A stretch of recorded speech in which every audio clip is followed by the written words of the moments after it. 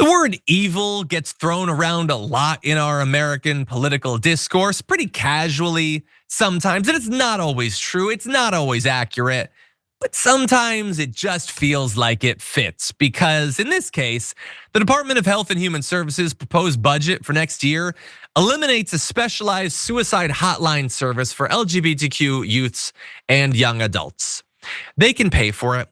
They're just choosing not to because, to be very clear, and we're not going to mince any words, they don't care if young LGBTQ plus people kill themselves. Let's just be very clear about that. So I'm going to be harsh sometimes in my appraisal of this. I don't want anything about this story or this video to trigger anyone. It's a very serious story, but as a result of this change, more good young people will die that don't have to, and that's just terrible, and it should be acknowledged. NBC News did a good job on this story. It is not a story that you're gonna see. It's not gonna be on the news tonight or whatever, but it's terrible.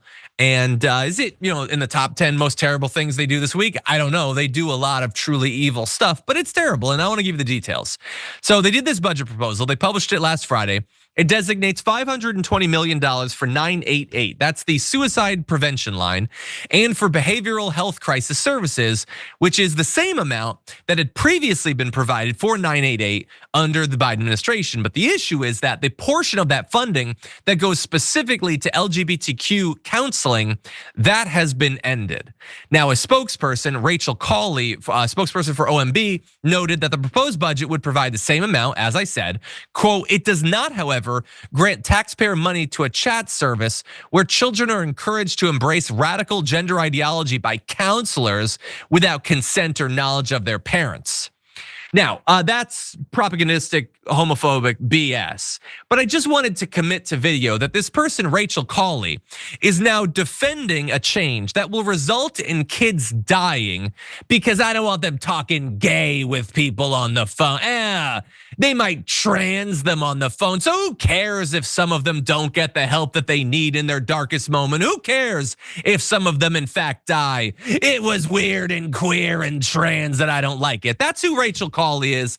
That's what the government is these days, because anyone who disagrees with Rachel Cawley, disagrees with this change, isn't accepted in the government anymore. So let's just be very clear about that.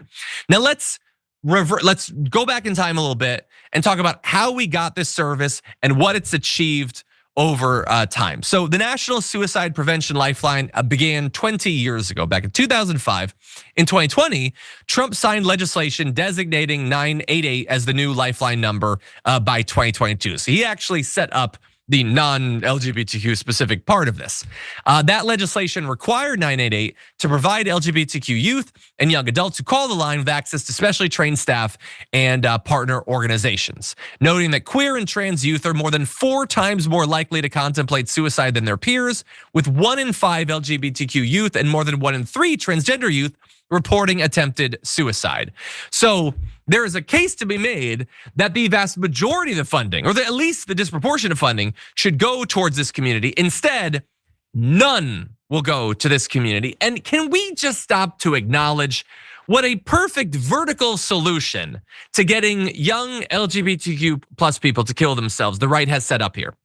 So why are they disproportionately likely to contemplate suicide?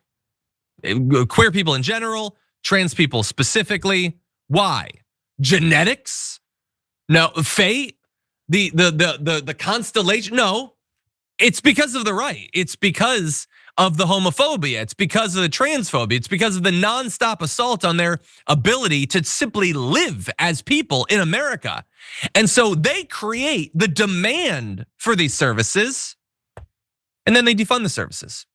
They create the likelihood that lives will be at risk, and then they ensure that when that risk comes, they get no help. That's what they've done in this particular case. And so again, there's still gonna be funding for the phone line, just not anything specific. People who understand the special risk here for the LGBTQ community and especially for trans people. And one of the groups, by the way, that provided this contractor services was the Trevor Project. The Trevor Project will continue. It just won't be a part of this program because there won't be any funding anymore. So continue, please, to support the Trevor Project. But one of the CEO of the Trevor Project, James Black, said, attempts to discredit these life-saving services will not change the reality of what this administration is proposing.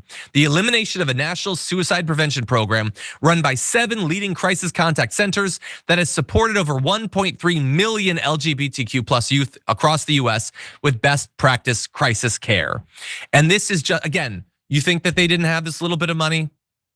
$10 million, $20 million. You don't think that that's half of a birthday parade for Donald Trump? But that's a parade that's necessary. Saving these lives, I don't care.